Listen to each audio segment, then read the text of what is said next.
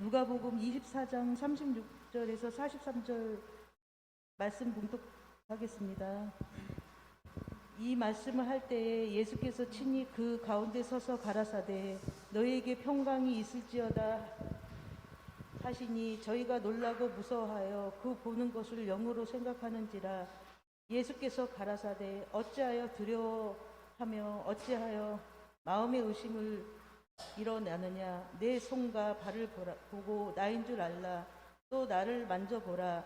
영은 살과 뼈가 없으되 너희 보는 바와 같이 나는 있느니라.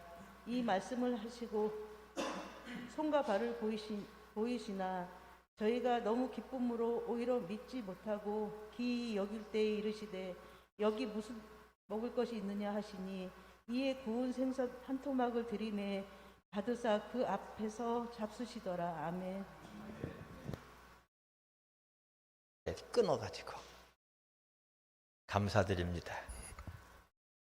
기독교가 전 세계적으로 물들이게 된 데에는 다음에 몇 가지 이유가 있습니다. 첫째, 역사적 사실에 근거한 종교이기 때문입니다. 없던 사실을 날조하거나 없는 역사를 만들어서 말하는 게 아니라 실제 있었던 사실을 그대로 보존하고 선포하고 있기 때문이고, 예수님의 탄생 사건, 십자가 사건, 그리고 부활 사건에 이르기까지 그 증거가 차고 넘치고 증인도 넘쳤습니다. 둘은 구원의 종교이기 때문이에요. 세상에는 윤리, 도덕, 범주를 가르치는 종교가 있죠. 그런가 하면 생명과 영혼의 구원을 해결하는 종교가 있습니다. 우리 기독교는 바로 인간에게 이 생명을 주고 영생을 주는 구원의 종교입니다. 셋은 삶을 변화시키는 종교이기 때문이에요. 예수님의 가르치심과 삶은 구체적으로 우리의 현실 삶과 연결이 되어 있어요. 어떻게 살아야 되는지, 어떤 사람이 되어야 되는지, 어떤 일을 해야 하는지 구체적으로 제시해 주고 있어요. 그래서 기독교 복음이 들어가면 새로운 변화, 새로운 개혁 운동이 일어납니다. 그리고 역사가 달라지고 문화가 달라지고 삶의 질이 달라지고 그 삶의 패턴이 달라집니다. 네 번째는 사람이 변화되기 때문입니다. 기독교 복음을 만나면 흉악범도 변하고 식인종도 변하고 깡패도 변하고 소매치기도 변해서 심지어는 무신론 신자까지도 변합니다. 예수께서는 물을 변하여 포도주로 만드셨어요. 그렇듯이 사람을 변화시키는 능력을 가지고 있기 때문이에요. 그러면 이상의 이 모든 사건의 근거가 어디에 있습니까? 그것이 바로 예수 그리스도의 부활 사건에 있어요. 부활 사건. 예수 부활하셨습니다. 할렐루야. 예수 부활, 내 부활, 예수 구원, 나의 구원입니다. 바로 이 부활의 사건이 중요한데, 여러분, 만일 예수께서 33년 동안 착한 삶의 모습만 보이고 위대한 선생으로 교훈만 남기고 죽어버렸다면 오늘날 기독교는 어떤 모습을 가지고 있을까요? 아마 기독교는 한낱 착한 종교, 윤리, 도덕 종교가 되고 말았을 거예요. 다시 말하면 생명에 대해서, 부활에 대해서, 영혼에 대해서 말할 수 없는 종교가 돼버리고 말았다는 거죠. 그러나 예수 그리스도는 십자가에서 죽으시고 사흘 만에 다시 살아나셨기 때문에 기독교는 생명을 말할 수 있는 종교가 되었고 영생을 말할 수 있는 종교가 되었는 줄 믿으시기 바랍니다. 아멘. 오늘 예수 그리스도는 주의 말씀대로 다시 사셨어요. 그것이 우리가 읽은 누가복음 24장에 있는데요. 누가복음 24장 이 부활장이라 말할 수 있는 이것은 부활에 관한 중요한 이야기들을 증거해 주고 있어요. 먼저 1절로 20절에는 오늘 같은 주일 아침에 예수님의 무덤을 찾아왔던 막달라 마리아, 야고보 모친 마리아와 그 외에 여러 명의 여자들이 나오고 있습니다.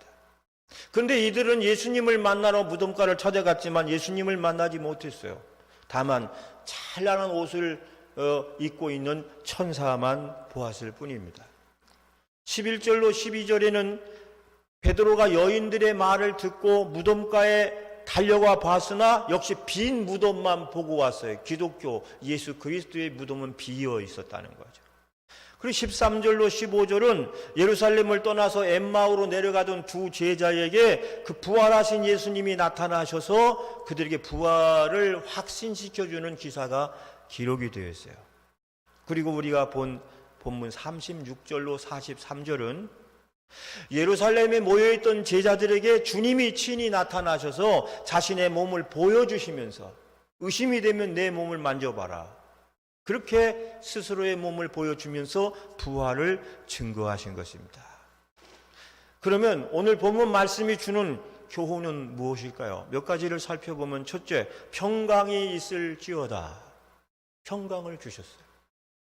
36절을 한번 다 같이 보겠습니다. 예수께서 시작. 예수께서 친히 그 가운데 서서 가라사대 너희에게 평강이 있을지어다 그랬어요. 여러분, 부활하신 예수님이 제자들에게 나타나셔서 첫 번째 주신 메시지는 뭐죠?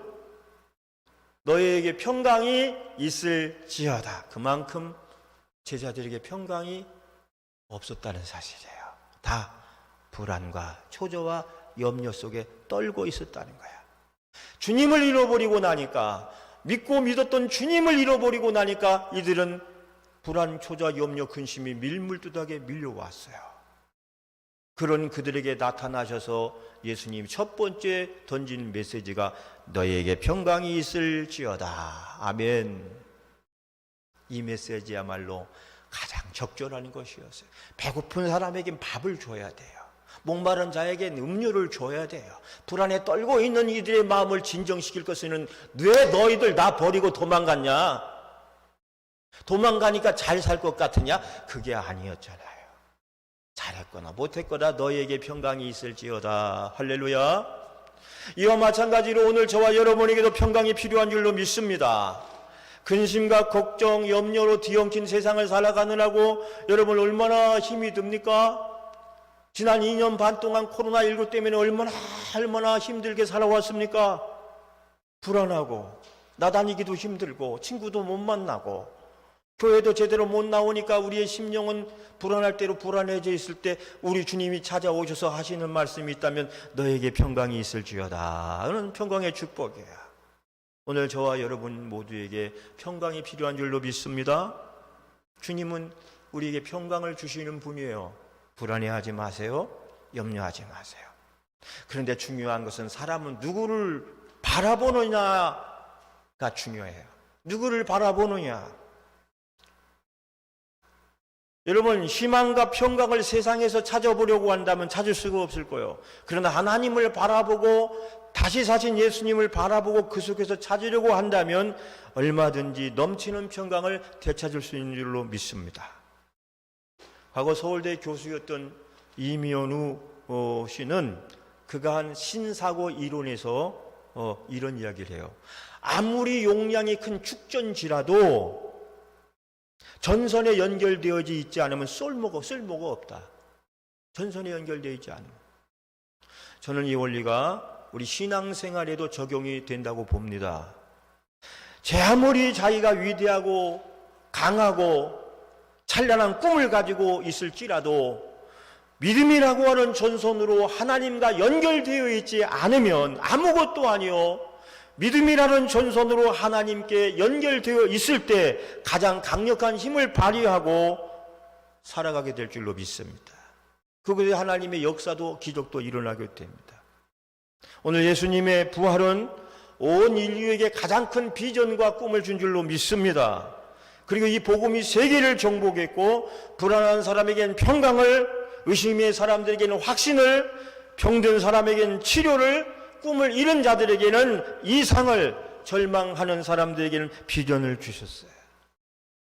부활하신 주님은 불안에 떨고 있는 제자들에게 평강을 주신 겁니다. 뿐만 아니라 불안함에 살고 있는 저와 여러분들에게도 이 평강을 주십니다. 요한복음 14장 27절 한번 볼까요? 요한복음 14장 27절 평안을 시작. 평안을 너희에게 끼치노니 곧 나의 평안을 너희에게 주노라. 내가 너희에게 주는 것은 세상이 주는 것과 같지 아니하니라. 너희는 마음에 근심도 말고 두려워하지도 말라. 아멘.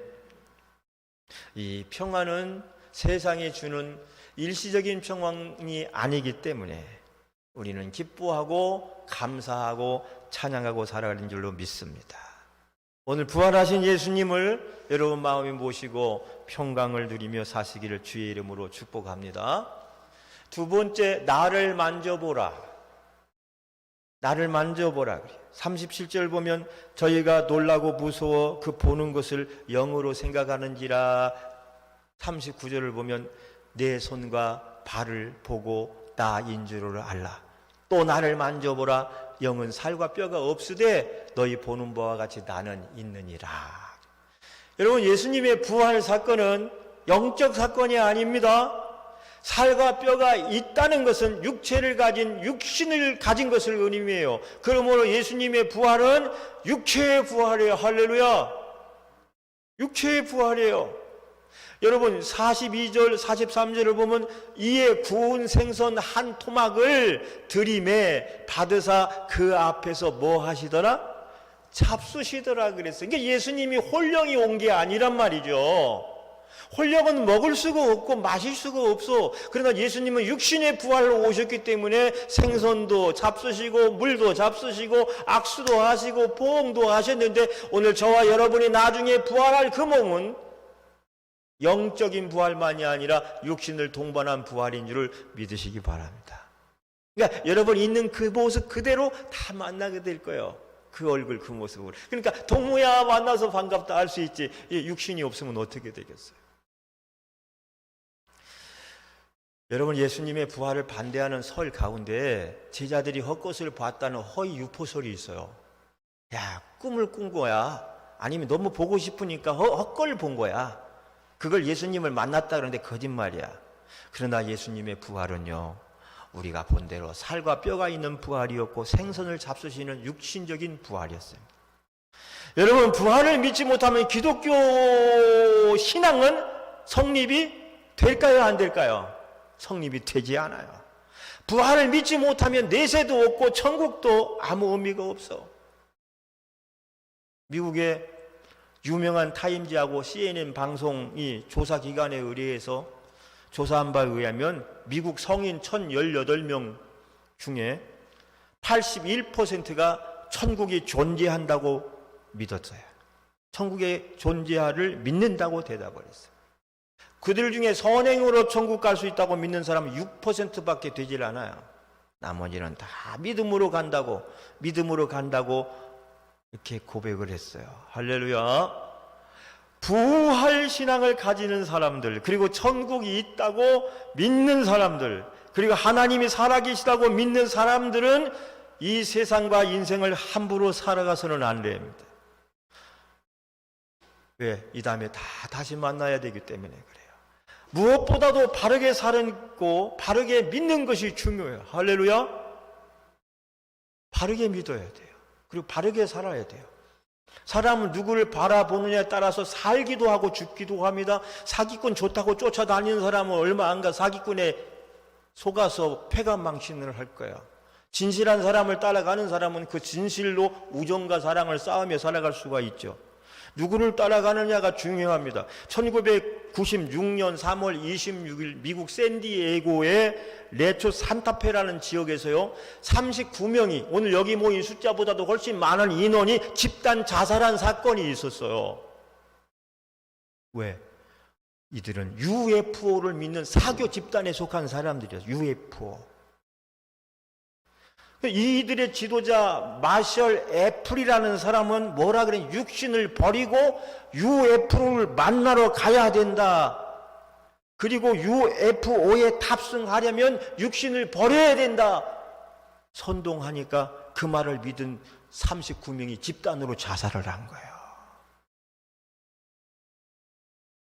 중요해요. 누구를 믿고 누구를 따르느냐가 중요해요. 여러분, 죽음에서 다시 사신 예수를 만나면 우리도 예수님처럼 다시 살게 됩니다. 그러나 죽을 것들을 만나 따라다니면 함께 죽는 길밖에 없습니다. 그러므로 우리는 예수를 만나야 살고 예수를 믿어야 사는 줄을 알고 예수를 바르게 만나고 바르게 믿고 살아가야 할 줄로 믿습니다. 세 번째, 부활신앙 가진 사람들은 이제 어떻게 살아야 됩니까? 우리 부활신앙, 여러분 예수의 부활을 믿으시면 한번 아멘 해봅시다. 아멘. 부활신앙을 믿으십니까? 우리 어떻게 살아가야 되죠? 오늘 당장 주님이 데리고 가시면 간단하지만 주님이 우리 사는 날까지 살다 와라 그러거든요. 그럼 이제 어떻게 살아야 돼요? 주님 앞에 서는 날 어여치 서야 되잖아요. 첫째, 주님에게만 소망을 두고 앞을 보고 살아야 돼. 할렐루야. 두 번째는 바르게 살아가야 돼요. 바르게 살아야 돼요. 2001년 4월쯤인데요. 오늘 목요일 오후에 제 아내에게 전화가 걸려왔었어요. 교회 앞에서 지갑을 하나 주었는데 그 안에 제가 메모된 것이 나온 거예요. 그 안에는 10만 원권 수표 2장, 현금 29만 1,000원, 총 49만 1,000원과 신분증 그리고 각종 카드가 들어있다는 거예요. 그래서 그 다음에 제가 그 지갑 속에 명함 전화번호를 가지고 연락을 해서 그 지갑 주인이 나타났어요. 막 허겁지겁 배달 이렇게 큰 차를 운행하는데 배달아 떨어뜨린 것 같아요. 교회 앞에서. 그래서 이렇게 이거 줬더니 딱 받자마자 감사합니다. 그리고 쌩하니 가버리는 거예요. 그냥. 저 괜히 서운한 생각이 들더라고요. 속으로 우리 그 기쁨이가 초등학교 5학년 때예요. 여기 드럼 치는 청년 속으로 아이 가자값이라도 주고 가지. 그러면서 만일 저라면 어떻게 했을까 하는 생각을 해본 거야. 물론 안 주고 가도 상관은 없지만 바르게 사는 모습은 어떤 모습일까 생각했는데 그 다음날 기사가 떴어. 충남 당진읍에서 사는 강정규 씨라는 성도가 새벽 기도에 갔다 오다가 길에서 2,980만 원을 주었대. 가방째를 줬어. 그리고 그것을 가지고 곧바로 경찰서에 신고해서 주인을 찾아줬어요. 그리고 그 사례금으로 그 당시 현금 100만 원을 억지로 받았습니다. 안 받는다는데 막 주니까. 그건 왜냐하면 그건 유실물 보상법에 의한 거예요. 유실물 보상법이라는 게 있는데 그걸 보면 사안에 따라서 5%에서 20%까지 사례를 하게 돼 있어.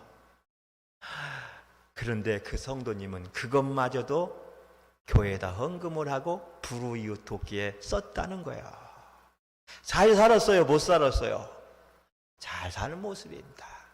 이렇듯 여러분 우리는 하나님을 믿으면 먼 데서 잘하려고 하지 말고 내 삶 속에서 바르게 사는 삶을 실천하고 살아야 돼요.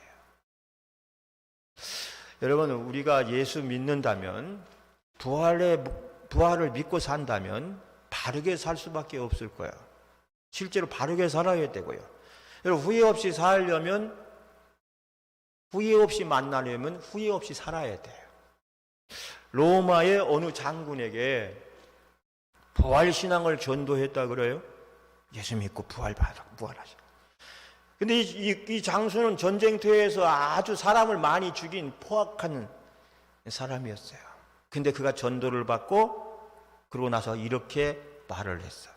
다른 건 다 좋은데 죽은 사람이 다시 살아난다니 나는 예수를 믿지 않겠습니다. 왜 그렇습니까? 그동안 내가 너무 많은 사람을 죽였고 내 인생을 잘못 살았기 때문입니다. 다시 부활한다는 건 끔찍한 일입니다. 여러분 정말 중요한 때 중요한 장소에서 땅을 치고 후회하지 않으려면 바르게 살아야 돼. 푸틴 같은 놈은 미안해요 놈이라 그래서 푸틴이 누군지 모르는 사람이 있죠? 러시아에서 우크라이나를 막 수만 명을 죽이는 전쟁을 일으킨 그 놈도 회개하면 아마 용서는 받을 수 있을 건데 주님 앞에 서는 날이 그는 아마 가장 괴롭고 고통스러울 거예요. 왜? 수없이 많은 사람을 죽이고 못 살게 만들었으니까. 우리가 예수 믿는다고 부활을 믿는다고 하면서 잘못 살면 나중에 하나님 앞에 부끄러울 수밖에 없을 거예요. 할렐루야. 잘 믿고 잘 살아서 나중에도 후회하지 않는 저와 여러분으로 살아야 할 줄로 믿습니다. 그 다음에 넷째, 증거하면서 살아야 돼요. 사도행전 1장 8절에 오직 성령이 너에게 임하시면 권능을 받고 예루살렘과 온 유대와 사마리아와 땅끝까지 이르러 내 증인이 되리라. 그러면 우리는 예수 그리스도를 땅끝까지 전하고 예수 부활의 사실을 증거해야 할 줄로 믿습니다. 먼저는 내 가족, 내 형제, 내 부모, 내 친구, 내 이웃에게 전해야 돼요. 교회 빈자리를 부지런히 채우는 것은 하늘나라 좌석을 채우는 거고 천국은 가득 채우고 지옥은 텅텅 비게 만드는 일 중에 하나입니다. 여러분, 우리가 지옥은 가득가득 채워놓고 천국을 비워놓으면 안 되겠죠? 반대로 지옥인 텅텅 비게, 할렐루야, 천국은 가득 차게, 가득 차면 또 만들어 주실 거니까 그러기 위해서는 증거하면서 살아야 됩니다. 마지막, 부활의 삶을 긍정하며 살아야 돼요. 긍정하며. 여러분, 의심하고 파헤치는 것은 부정적인 사고고 접근 방식이에요. 우리가 학문이라고 한다면 당연히 따지고 파헤쳐야 됩니다. 그러나 신앙은 그렇게 하면 성립이 안 됩니다. 여러분, 손과 발에 못자국을 보여줘도 그것은 거짓이야, 과학적이지 않아, 믿을 수 없어 손을 내젓는다면 그는 부활신앙을 결코 소유할 수 없을 겁니다. 사랑하는 여러분, 우리 학생 여러분, 과학은 알고 나서 믿는 세계예요. 그러나 신앙은 믿고 나서 알게 되는 세계예요. 믿습니까? 여러분, 우리가 예수를 믿고 나니까 하나님이 살아계심이 보이고 성경이 진실인 것으로 보여요. 예수님이 무리를 걸으셨다는 것도 믿어지고 동정녀가 아이를 낳았다는 것도 믿어져요. 믿고 나니까 더 큰 믿음이 생겨. 할렐루야. 이것이 신앙의 세계인데 신앙의 세계에 들어가서 죽은 사람이 어떻게 산대? 못 믿겠어? 비과학적이요. 그에게는 구원도 믿음도 부활신앙도 잡을 수가 없습니다. 그러나 여러분, 신앙은 따라다 믿고 나서 아는 세계다. 믿으면 알게 된다. 오늘 예수님은 다시 사셨습니다. 그리고 부활신앙은 저와 여러분 내 것이 된 줄로 믿습니다. 따라합시다. 예수 다시 사셨네. 아멘.